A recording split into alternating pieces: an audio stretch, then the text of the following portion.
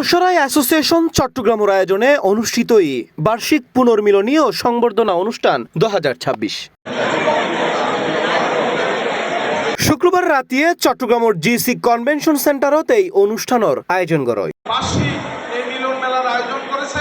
অ্যাসোসিয়েশনের সভাপতি মাহফুজুল হক মনিরুর সভাপতিত্বে এই সময় অনুষ্ঠানত প্রধান অতিথি হিসেবে উপস্থিত আছেন নবনির্বাচিত সংসদ সদস্য নুরুল আমিন। মিরসরাইয়ের ইতিহাস ঐতিহ্যের একটি প্রতীক হিসেবে থাকবে এই মিরসরাই সমিতি। মিরসরাই সমিতি শুধু একটি ভবন, একটি সমিতির নাম নয়, এটা মিরসরাই আপামর সকল দল মত নির্বিশেষে সকল মানুষের ঐক্যবদ্ধ হওয়ার একটি ঠিকানা।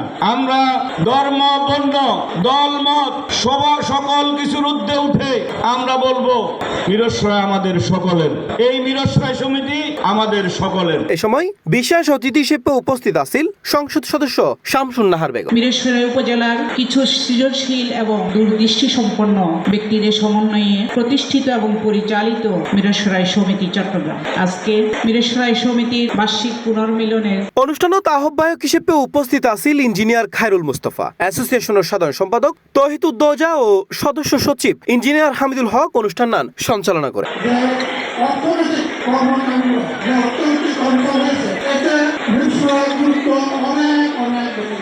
অপেক্ষা করেন, আজকে সেই দিন আমরা এখানে সকলে একত্রিত হয়েছি। আমি আয়োজককারীদেরকে আমার ব্যক্তিগত পক্ষ থেকে শুভেচ্ছা। পুনর্মিলনী উপলক্ষে মিরসরাইয়ের ঐতিহ্যবাহী মেজবানোর আয়োজন করা হয়। পাশাপাশি আসিল মনঙ্গ সাংস্কৃতিক অনুষ্ঠান, যেটা ক্লোজ আপ ওয়ান খ্যাত শিল্পী হল সঙ্গীত পরিবেশন করে।